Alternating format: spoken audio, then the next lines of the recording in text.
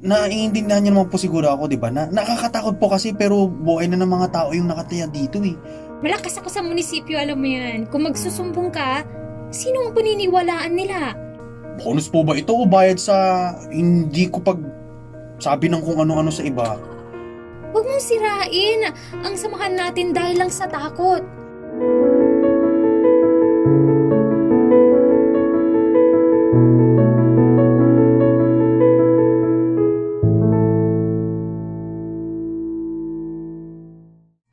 Oh, Kulas! Nandyan ka pa pala.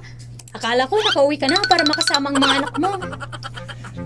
Tinatapos ko lang itong inventory ng mga bakal, sir. May napansin kasi ako sa sukat ng mga bakal eh. Yung mga dineliver kanina. Hindi naman po kasi ito yung nasa specification para sa pundasyon ng 15th floor natin. Ay, hayaan mo na yan. Nakapasa na tayo sa inspection sa ibaba. Alam mo naman ang mga presyo ng materials ngayon, nagtataasan na.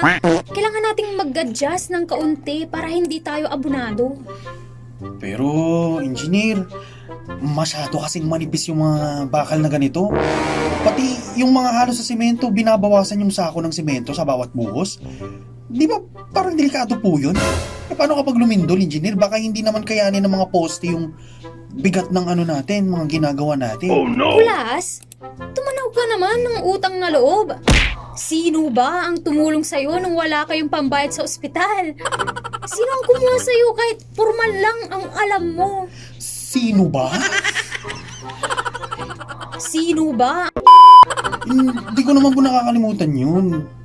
Habang buhay naman po ako nagpapasalamat sa inyo eh. Pero naiintindihan niyo naman po siguro ako, di ba? Nakakatakot po kasi pero buhay na ng mga tao yung nakataya dito eh.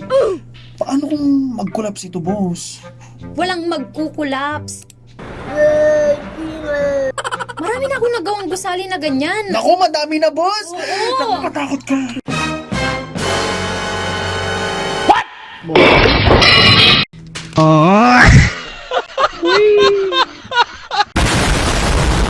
Ganyan na ganyan ang diskarte ko, Kulas. Oh no! Oh, kunin mo na tong sobre, bonus mo yan. Sapat na yan para sa matrikula ng mga anak mo sa kolehiyo. Basta, huwag ka nang maraming tanong. Bonus po ba ito o bayad sa hindi ko pag sabi ng kung ano-ano sa iba? Alam naman natin pareho na substandard yung materialis, boss, na ginagamit natin. Hindi ko naman din kayang sikmurain na pinapakain ko yung pamilya ko galing sa perang panganib mula sa ibang tao. Mag-isip ka, Kulas, kahit na wala kang... Malakas ako sa munisipyo, alam mo yan. Kung magsusumbong ka, sino ang paniniwalaan nila? Isang foreman o ang engineer na may koneksyon? Si Mayor. Baka sa kulungan ka pa pulutin yan. Isipin mo ang mga anak mo. Gusto mo ba silang magutom? Mas gusto ko naman po silang makitang lumaki ng may tangal kesa naman makita sa balita na gumuho yung kondo na ako ang poriman dahil nagbubulag-bulagan naman po ako sa ginagawa po ninyo. Pinagkakatiwalaan kita, Kulas. Huwag mong sirain ang samahan natin dahil lang sa takot. Oh, ito, itago mo na yung sobre. Ituloy mo na lang ang buhos bukas ayon sa iniutos ko.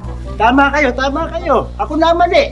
Sige boss, ikaw, bahala ka dyan. Yung isa, nakulong na. Yung Tapos- iba namatay. Tapos nagpe-plead not guilty pa. Lagot ka dyan, boss. Ay, grabe. Handa ka bang isakripisyo yung kaligtasan ng ibang tao para lang sa pera? Kaparang